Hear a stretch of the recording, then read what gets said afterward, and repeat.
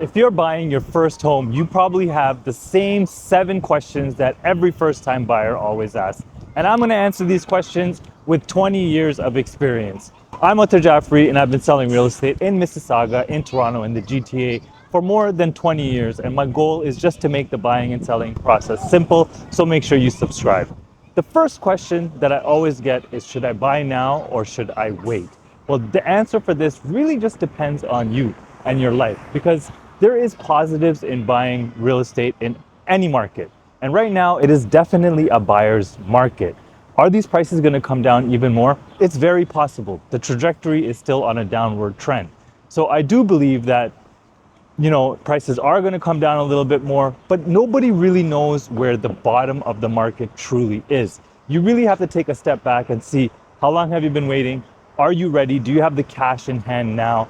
And what is your long-term play? If you're looking to buy and keep it for a short period of time, then maybe it's not like a flip. If you're looking to do a flip, maybe it's not the right time.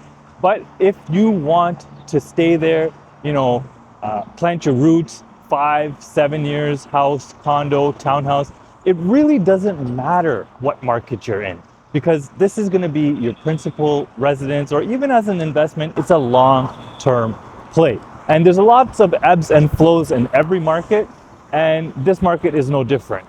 So is it the right time? Should you wait? Should you buy in 2026? It's really, you have to just take one good look in the mirror and see where your life is at, and if it's actually worth it for you to buy right now. Timing the market is very difficult. You cannot time the market. People always try to time the market. They wait for the bottom. You're never really going to find the bottom. You're never going to be able to time the market perfectly. So that's again why it comes down to, really, it's you and your life. You make the decision. If you made the decision to buy, then this is actually a good market. It is actually a buyer's market right now. And very quickly, for those who don't know, a buyer's market is when there is more listings and less buyers. So the buyers have a lot of choices to actually choose from. So number 2 is, how much money do you actually need? So I'll just very quickly give you like a crash course on this. So for the first 500,000, you need 5%. Anything above and beyond 500,000, it is anything above and beyond 500,000 is 10%. So let's say, for example, you buy something at $700,000. The first 500,000, 5% is 25,000. The next 200,000, you have to pay 10%. So that's $20,000. So your minimum down payment on, say, something around $700,000, which in Mississauga can get you a very nice townhouse, it requires a minimum down payment of $45,000. Now, that does not include your closing costs, which is, the biggest one is going to be land transfer tax, which you get a discount on as a first-time buyer. You save about $4,000 on the provincial land transfer tax. And if you're buying in Toronto, there's a municipal land transfer tax where you're also saving another $4,000. So it just depends if you're a first-time buyer or not. But if you're not a first-time buyer, you're not saving anything. And that is your biggest closing cost. Other than that, you do have legal fees. You'll have disbursements and adjustments, but forget all that. An easy way for you to calculate what your closing cost would be, it's about 2%. It should be less than that, but let's just go with that number. It is about 2% of the purchase price. And as a rule of thumb, you should always try to keep at least like 6 months of your mortgage payments saved in the bank. That is a good tip, I think, because you never know nowadays. Employment is tough. It's tough to get a job. There's no security nowadays. Corporations are downsizing drastically all over. So it's good to have a reserve fund, I guess you can say, in a sense, of about 6 months of your mortgage payments. So this is just like kind of a rough estimate of how much you need. Let's recap. Down payment, minimum down payments is 5% on the first 500,000, 10% anything above. Closing costs, 1.5% to 2%. 2% is just to be on the safer side. And then you should have roughly a 6-month reserve fund for any unexpected job loss or anything else where maybe your income is a little low and you have to make the mortgage payments. Now, the third question they ask is, how much house can I actually afford? Me as a buyer, they ask me, how much can you afford? Well, one thing I will tell you right away is never ever buy at the top of your budget.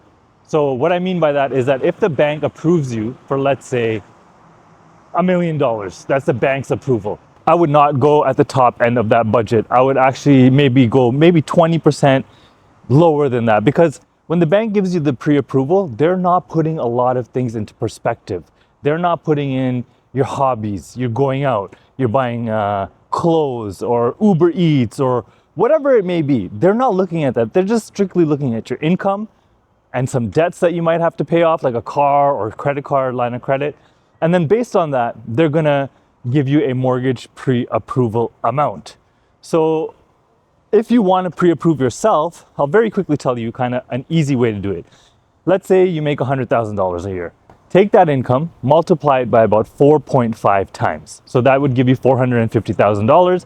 And then you can add your down payment to that. Let's say you have $50,000. So roughly with $100K income, you can buy up to $500,000. Now, should you buy at the $500,000? I don't think so. I think you should, again, keep it like maybe 20% less than whatever the bank has approved you for. Now, if you have a side gig, which you're not incorporating into this calculation, then yeah, maybe your max budget is fine. But trust me, life can always get in the way.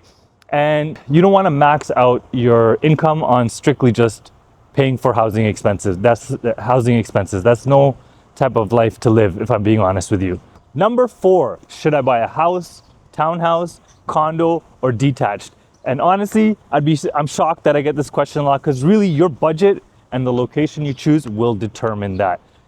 Nowadays, most people's budget that I'm encountering, it falls within the townhouse, semi-detached range. That's with 2 incomes, when you have 2 incomes. Single income, it gets harder, because like, let's say you want $1 million detached home, which is on the lower end for detached homes in the Mississauga area. You need an income of like, let's say almost $250,000 a year. So not many people make that much money. And if you do, that's great. But when you combine your income and a spouse's income, it gets a lot easier to afford. So what you should buy really depends on your income and the location you want. Now, if you really want that detached property and you live in Mississauga and your approval is only for like, let's say, $700,000, then you could find that detached, but you might have to go to a whole another city. Not even Brampton, maybe you got to go further out than that. Maybe Guelph, maybe Cambridge. Cambridge has a lot of good deals in terms of pricing. It's a lot more affordable. So it really just depends on your budget. That's the main thing. And if you can afford it, you have to think about your future plans. What exactly are your future plans with this property? How long are you going to live there? Do you plan on having kids? It's not a short-sighted or near-sighted decision when you're buying a home. It is a long-term decision. So you really have to look at a lot of different factors. But mainly, again, it comes down to what the bank will approve you for. That's really going to be your answer. And if it's up to me, location is number 1. Location is always number 1. That should be the top priority. Location, location, location. That's the standard golden rule of real estate. Number 5, a lot of people ask me, how do I know if I'm getting a good deal when I'm buying something? Well, that's your realtor's job, first of all, but I know all this information is available online on the internet, and you can determine it yourself too. And what you got to kind of look at is days on market. How long has it been on the market? And that should give you an indication of how the seller has priced it. So if it's been on the market forever, it's not selling, and it's a good unit, then you should be able to negotiate quite a bit on that, because that is the only reason that has not sold, is because the price does not reflect the product that you're buying. So, the best way is really just look at comparable sales, ask your realtor or do your own research. What are similar things selling for? When it comes to these condos, it's very easy to find out what they're selling for and get your comparable sales, because they're all cookie cutter, they're all laid out the same. So it's really just a dollar per square foot calculation, and you really don't have to look further than the building you're buying in. When it comes to houses, you might think you know what you're doing, but it's always better to get a professional's opinion, to do the plus and minuses and do the market appraisal, market report, market analysis on what you're paying and what you're getting, and if that is a good deal. And always remember, when you are house shopping, this is a little bonus. The list price does not necessarily reflect the market value. Okay, so just because you're looking at things and they're listed a certain price, that does not mean that that is the market value. The only thing you have to look at is the sold price. So always keep that in mind. Number 6, now this is a good one. What mistakes do first-time buyers make? The first one is definitely analysis paralysis. And that means that you get stuck in the research phase. You're always just researching, you're looking for the better deal, better deal, better deal. It's never coming up. And then you're kind of just stuck. You're like, I'll wait, I'll keep waiting. People that get stuck in analysis paralysis, I'm sorry to say, they never end up buying. They just want to keep crunching the numbers over and over and over and over again, expecting a different result. And that's kind of like an insanity thing, right? So don't get stuck in analysis paralysis, okay? Another mistake, we've already discussed this, is buying at the top of your budget. You don't want to buy at the top of your budget. You want to leave a little cushion there when you're buying real estate from the max approval that the bank has given you. And another one, there's plenty of mistakes. Another one is thinking that cosmetic changes is a deal breaker. So for example, house is perfect, very good condition, everything is good except it has carpet. That's a cosmetic change. That does not cost too much money to fix, to remove carpet and throw some vinyl flooring or engineered hardwood flooring. You know, a lot of first-time buyers get caught up in this. They don't want to make any major changes. And that's one of the worst things they don't want to make any minor changes to the house. They want it perfect. Sure, you might get lucky and you might get it, but this is not your forever home. So if it's just like a quick coat of paint, put in some vinyl floors to remove the carpet, that kind of stuff, you got to look past and you got to just do it yourself if everything else checks out in the property. If everything else checks out, then you have nothing else to worry about. These things are easy fixes, so don't get caught up in the cosmetics of the property. I mean, overall, it should be an 8 out of 10 for you and your family. But these minor things, you can always change. And number 7, what is the biggest advice that I can give first-time buyers? There's a few. This is not your forever home. You have to remember that. So there's going to be things that are missing that you may want, but you can't have within your budget.